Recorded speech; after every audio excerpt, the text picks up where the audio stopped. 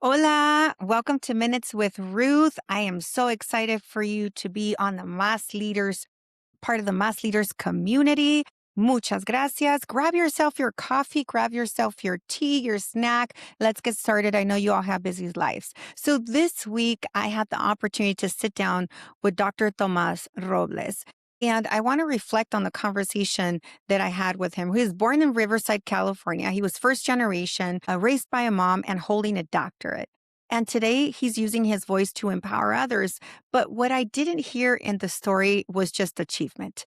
I heard pressure that turned into discipline because when we grow up first generation, especially in strict households, I don't know how many of you can relate, you don't just learn structure. You learned responsibility early. You learn how to perform, how to not waste opportunities, how to carry expectation without questioning it. And I know so many of you listening today understand this. You weren't just told to succeed. No, you were told make it worth it to not just get an education, but to transform your entire family line with it, right?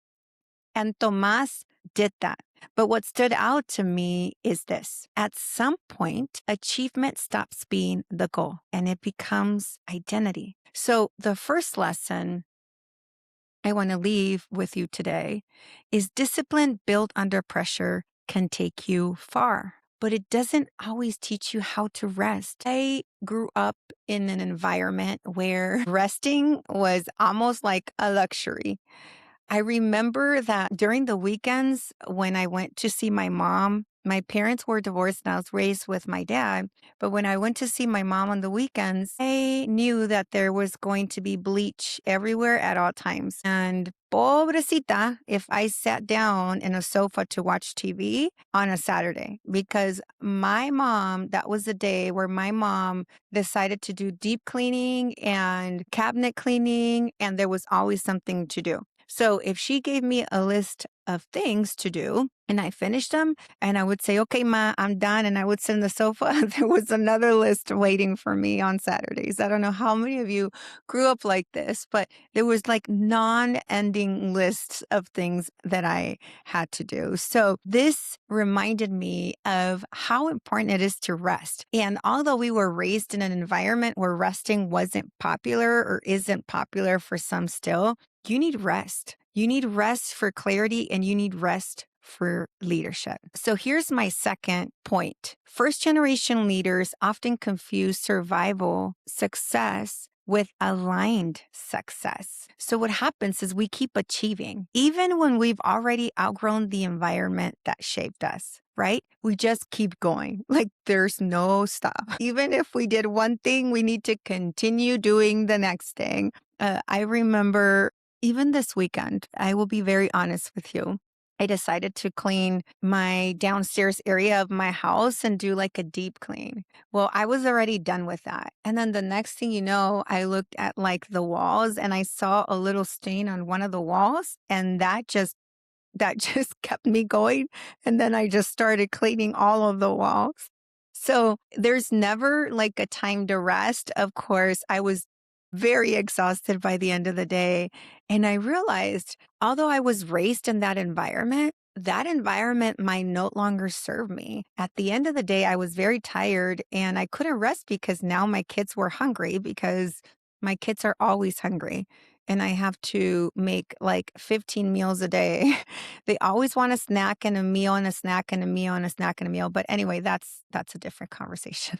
So here's my third point.